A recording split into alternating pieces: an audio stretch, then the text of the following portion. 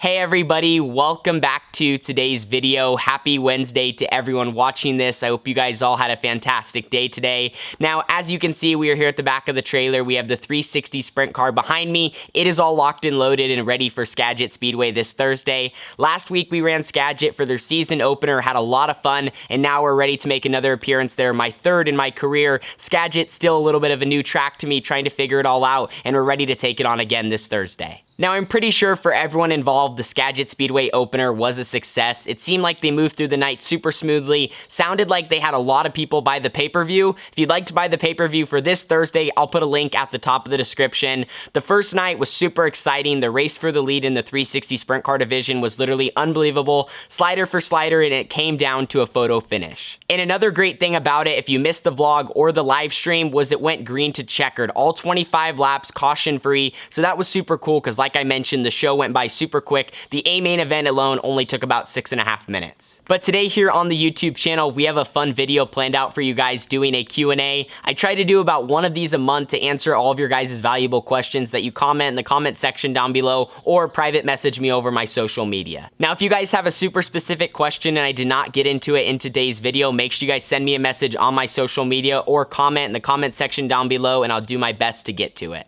Now, getting started with question number 1, what big sprint car races are you running in 2020? Now, we're the type of family where we don't necessarily confirm a schedule. We try to put something together and go off that, but really what ends up happening is come Monday, we'll look and see where we can race that weekend, and then we'll figure out what the best options are. So this weekend, it looks like we're going to be going to Skagit on Thursday and then back to Cycleland on Saturday. That's what we did the previous week, but it just seems like it's going to work out to do that again. Now, there were a few other options for racetracks to run. We really wanted to hit Elma on Saturday, but it really looks like it's going to rain out again, so unfortunately I think we're just going to come home. When you travel that far, it's really tough to stick around if you think it might rain out. Like last weekend, if we would have stuck around to try and race, they ended up raining out. Instead, we were able to make the trek home for Cycleland. We ended up picking the dub up there. So it's really just tough to make the decision on exactly what big races we are going to be at, but the ones that are confirmed are the Washington ASCS National Swing, the Fred Brownfield Classic, which is at the end of July, and then also the following weekend at the end of July is the Dirt Cup. So those are the two 360 big races we will be at. Now, this race is not confirmed at all, but I would love to get to it this year, and that is the Hocket in September in Wheatland, Missouri at the Lucas Oil Speedway. That race looks like a blast. It was really fun to watch last year on TV. I'm hoping this year we can race it in person. Like I said, not confirmed at all, but that's another big race I would like to put on the schedule. Now, moving on to one of the most popular questions I get asked, Tanner, why do you still run Outlaw Karts or go-karts? Now, the main reason we still run Outlaw Karts, and I feel like the people that kind of ask this question are just so unfamiliar with the type of racing. Outlaw Karts, yes, they are like a starter class, absolutely. Young kids get involved in the beginner box and box stock divisions. Those are for the younger kids. And as you work your way up, you move into the open division, which is the class I'm in now. It's the highest form of outlaw kart racing and the most competitive.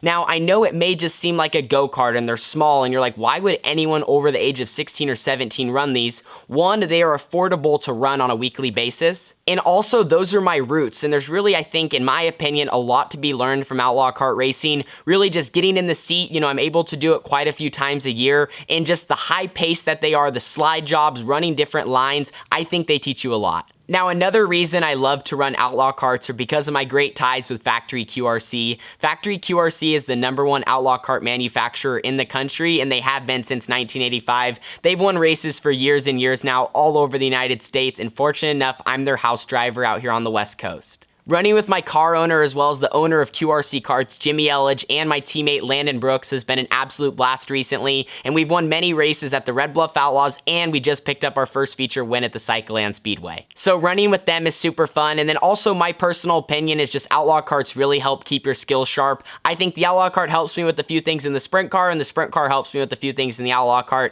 Some people will definitely disagree with me, but that's just my personal opinion. Now, a fan asked, if you had to pick between wide and slick and hooked up and rough, what would you choose? Now, they're asking about track conditions. Wide and slick is definitely my favorite. I'm not really the type of guy to like hooked up and rough. I don't really like a hooked up racetrack, and I don't like a rough racetrack, so if you mix them, that is probably my worst enemy. I really love wide racetracks and I love slick tracks. That just usually provides the best racing and for a lot of passing. And we definitely have a few tracks up here that get like that. The Banks Bullring, the Sunset Speedway Park, it can be a little bit narrow, but usually gets really, really slick and it uses the whole racetrack. Cottage Grove also gets like that. Skagit definitely gets like that. And then a few other tracks like the Willamette Speedway has potential to do that as well. So a lot of the tracks up here in the Northwest on any given night, when they are perfect, they are super wide and super slick and usually not too rough. On to the next question. What was your motivation to start your YouTube channel? Now this is interesting. I don't usually talk a whole lot about my YouTube channel specifics, I guess the background on it. So back in 2016, my mom, she really was kind of preaching to me that we should try to do something different. And I've always had a love for like YouTube. I was one of those kids that watched a lot of videos, had a lot of favorite people I subscribed to, and I really wanted to start a YouTube channel of my own. And I wasn't really sure what to post or what kind of content I should do, and then realized what my mom was kind of preaching to me how we should be different, and then all of a sudden I mixed them together, and therefore we have my racing vlogs where I get to share what I love on the racetrack and off the track, and then put it on YouTube. It's just a win-win, because I really like doing some of the filmmaking stuff and cinematics and, you know, making content, and then also posting it for you guys to watch. So that is the main motivation behind my YouTube channel. I wanted to make something, create some sort of content, post it for you guys to watch, build a following, and hopefully inspire you guys and make you smile each day. Now, a fan asked me this after I posted the video last week on firing up the 360 sprint car. Tanner, why do you wear a fire suit when you fire up your sprint car? Now, I feel like it's kind of obvious. It's just for safety, especially the first time of the season when you're firing up the car. If you have a leak or something, I don't want to be in the cockpit, you know, even if I can quickly get out. I don't want to be in there. It feels leaking all over me. At least when it happens, if I have my fire suit on and something catches fire, I'm protected for a little bit. So that's really the main thing. That's what I was taught when the first time I ever fired up this thing. They said always make sure you have a suit on. That's just something I've kind of went by since then. I've seen a lot of people fire up the car without it, and you know, I guess you could get away with it one time or another, maybe be lucky, but I would probably recommend it's best to have your suit on and your helmet. You just never know what could go wrong. It's better to be safe than sorry. I would always preach that to you guys. I know in the Outlaw cart we don't do it, but that's a completely different situation with where the fuel is and whatnot. You're not gonna get in trouble if, you know, something leaks in an Outlaw cart with where it's at. Now, another popular question that we get asked all the time, when will Carly be in a sprint car? Well, we're hoping for this summer sometime. We don't have any plans put in place, like Carly's gonna do a race here and there. If anything, we're hoping to rent a track somewhere in the state of Oregon and get her some laps out there by herself. Now, Carly is 13 years old now. She'll be 14 in August, so she probably can't even run a race till after August, but we'd like to get her some laps in the car and just give her that opportunity that I got. She definitely might like it, and you never know. She might be a wheelman behind the wheel of the sprint car. She's definitely really fast in the Outlaw carts. And also, being a girl, there's that extra opportunity there. If she is fast in a sprint car, a lot of doors may open up. So we're just hoping to get her behind the wheel of a sprint car. I really want to see her do it, and then also it'd be great content for the YouTube channel, as many of you guys have requested it. Now, one thing to mention, we're not just trying to push her up through the ranks as quick as possible, throwing her in a sprint car. I know we're going to see some of those comments down below, but like I said, we're just hoping to get her some laps, let her get in the car, stand on the gas a little bit, and see what she thinks. What are your thoughts on your Bell RS7? Now, if you're not sure what they're talking about, they are referring to my helmet. I just recently got a Bell RS7. Shout out to Swindell Speed Lab for making that happen. If you guys want to check out Swindell Speed Lab, their link is also in the description down below.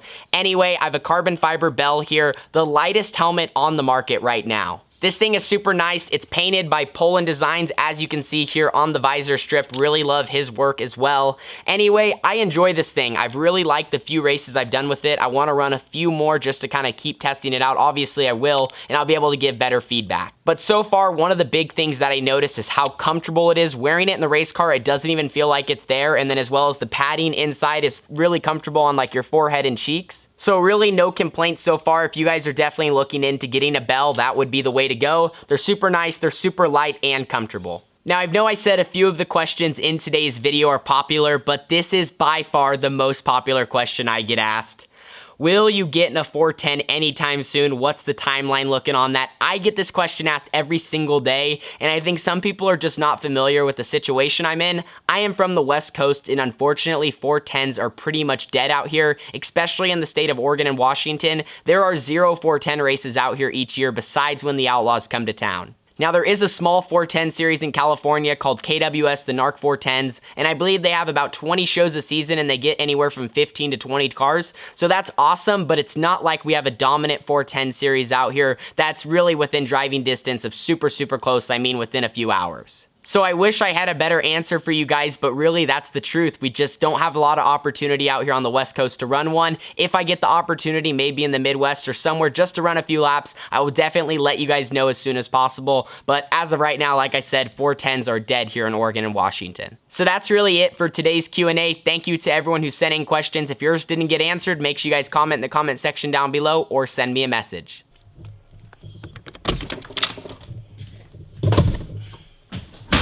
Like I showed you guys, the trailer is all packed and ready to head north.